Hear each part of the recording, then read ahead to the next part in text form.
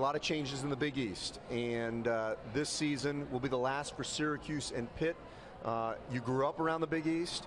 You coached in it long ago at Providence. What's it going to be like to not have Syracuse and Pittsburgh in the Big East? Pittsburgh will miss them, but Syracuse is the one we'll really miss because Pitt's like sort of like new money.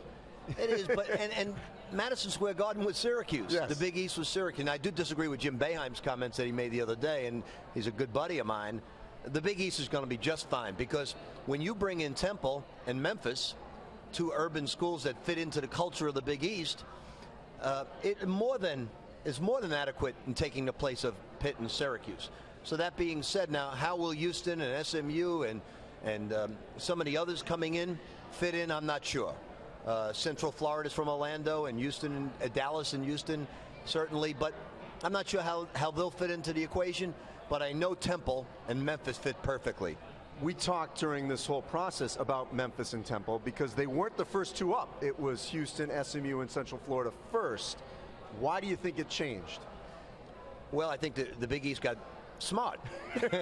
They heard you. It took them some time. No, it just fits the basketball culture. You know as well as I do, it's very disappointing for me as a basketball coach to see the landscape change so much because of football. It's costing 2 and 3 times the amount of money for people to travel, and it doesn't make any sense at all. I think for West Virginia, the nearest school for them to travel is 800 miles.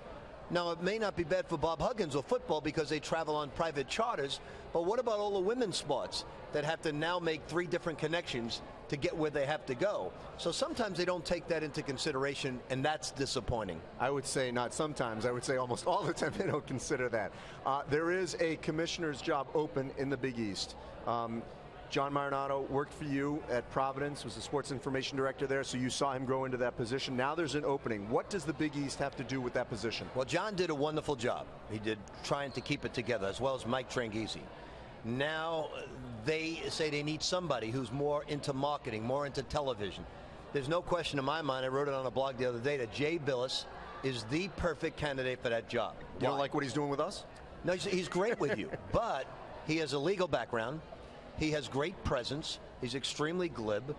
And somebody who walks in that room, the presidents and the AD have to pay attention to what the man's saying instead of their individual agendas, because there's such diversity in this Big East right now.